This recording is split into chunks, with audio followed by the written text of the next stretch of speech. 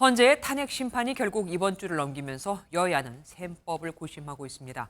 국회팀 이교욱 기자와 좀 더 알아보겠습니다. 어서 오십시오. 이 기자, 먼저 정치권에서는 탄핵 선고 일자 언제로 좀 예상을 하던가요? 네, 먼저 민주당은 당초 이번 주, 그러니까 오늘을 탄핵 심판이 유력하게 좀 나올 거다 이렇게 예상하는 분위기가 강했습니다. 하지만 결국 예상이 빗나갔고요. 이제는 선고 시점을 예상하는 게 의미 없다고 설명했습니다. 다만 당내 이야기를 들어보니까 다음 주 금요일인 21일을 예상하는 경우가 많았는데요. 일각에서 거론되는 다음 주 월요일이나 화요일 선고 가능성은 선고기일 통지가 없었고 다른 탄핵 사건 변론이 있어서 불가하다는 설명입니다. 반면 여당에서는 이재명 대표의 항소심 선고가 오는 26일로 예정된 만큼 늦어질수록 좋다는 그런 입장입니다. 어쨌든 종합해 보면 이르면 다음 주쯤 나올 수 있다는 건데 더 미뤄질 수 있다 이런 말도 나오더라고요. 예, 그 부분은 한덕수 총리 탄핵 선고가 탄핵 심판의 선고가 먼저 나올 수 있다라는 전망 때문입니다.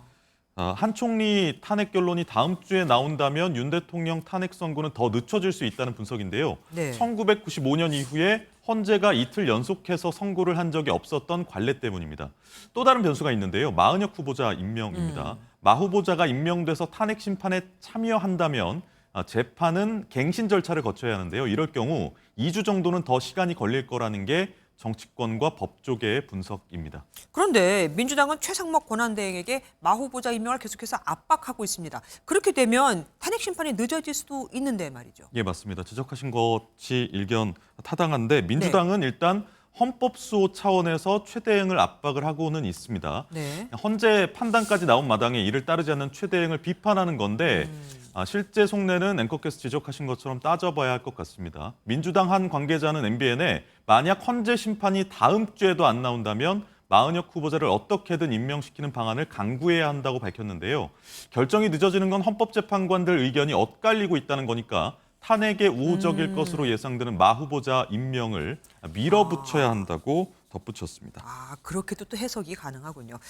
아까 언급을 하신 것처럼 다음 주를 넘기면 26일, 그러니까 이재명 대표 항소심 선고가 있잖아요. 그것도 민주당의 부담이 될 겁니다.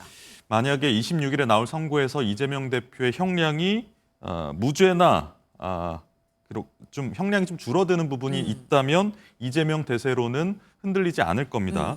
다만 반대로 항소심에서도 피선거권 박탈형이 나온다면 그 대세론이 민주당 안에서부터도 흔들릴 수가 있습니다. 더구나 윤 대통령이 탄핵되더라도 국민의 관심은 바로 이재명 대표의 사법 리스크로 모아질 가능성이 크기 때문에 민주당 입장에서는 탄핵 잔치를 오래 끌고 갈 수 없다는 그런 전략적 우려가 있는 것으로 보입니다. 탄핵 심판 결과가 늦어지면서 다음 주냐 다다음 주냐 굉장히 진짜 셈법이 복잡해졌습니다. 지금까지 이교욱 기자와 함께했습니다. 수고하셨습니다.